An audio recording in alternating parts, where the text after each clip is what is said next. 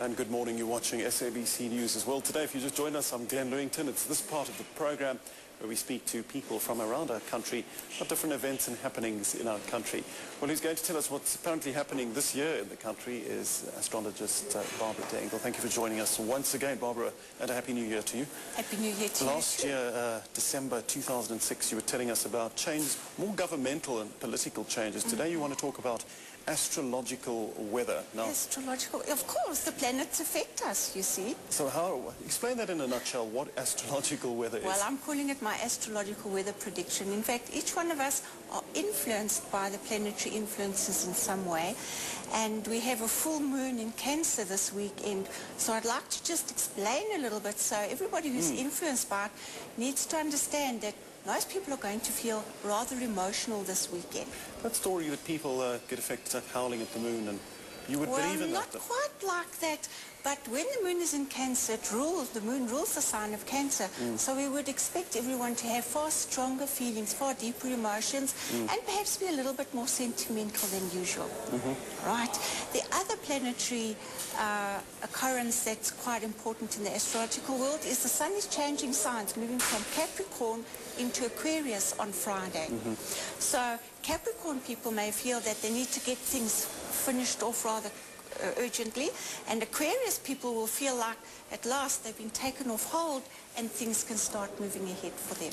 People that are born late January, early February, where the star signs cross over, for example, what would their weather pattern as such be? Are they not stereotypical of their star signs? Well, they're kind of like some of one and some of the other. And so it makes it rather difficult. And this is where astrologers are very busy when people are not quite sure where they fit in. But we can look up in the tables. The sun moves from signs perhaps with 1 or 2 days difference every year.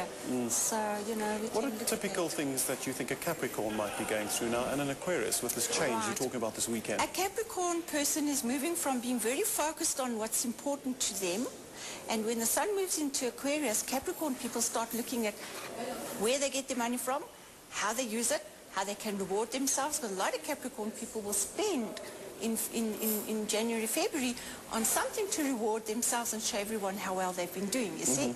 Aquarian people have been feeling that while the sun's been moving through Capricorn, nothing that they're really doing is working properly. So they kind of like get a little bit, poor little old me, feel a bit sorry for themselves.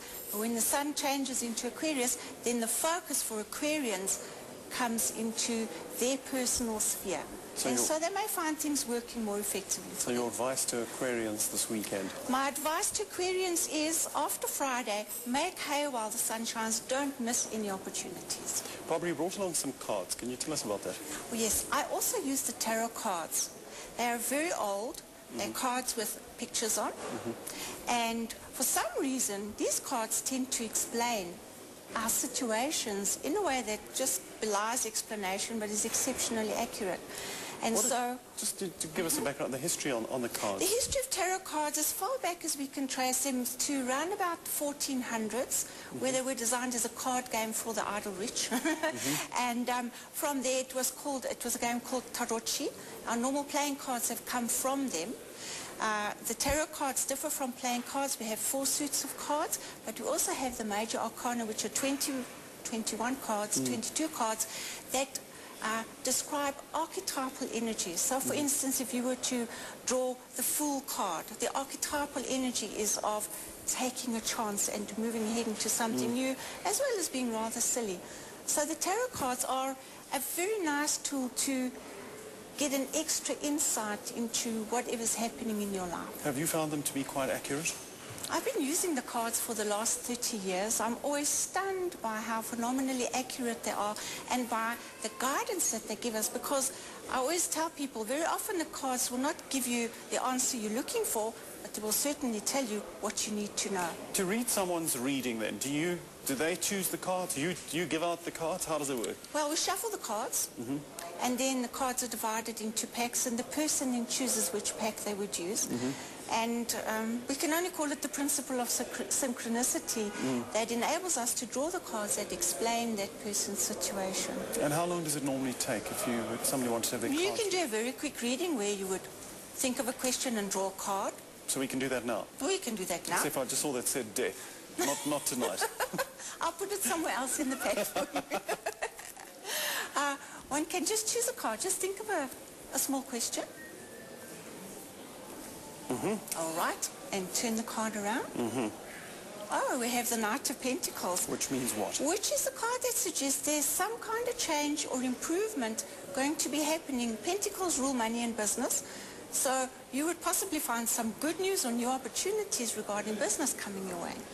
Well, that would be 100% accurate. Oh, good. Barbara, now I believe you're going to be with us next Friday as well. Yes, most certainly. Give us an insight what you want to talk about next Friday. What we're going to talk about next Friday? Well, I was looking at the aspects that are going to be operating the week after next, and I'm going to speak about finding clarity within the self and your situation, because a lot of the times things happen to us and we have no idea why or what is really happening. So I'll give a few tips on how we can use that the astrological information to help people find some clarity. Barbara, always a pleasure having you with us. I look forward to next Friday. Your details, I think we've got them. They were on the screen a sec ago. But we also have our email address where people can contact you if they missed that, and people can ask you questions. Because I know every time you're on this program, we get flooded with people wanting to know things. Well, I love answering the questions. I've got plenty of answers. Always great to speak to you. Thanks, Barbara. Thank you, Glenn. And if you do have questions for Barbara, her details were on the screen. In fact, they're on the screen at the moment. But you can also email us at world@sabc.co.za. She said she likes to answer your questions and interact with you.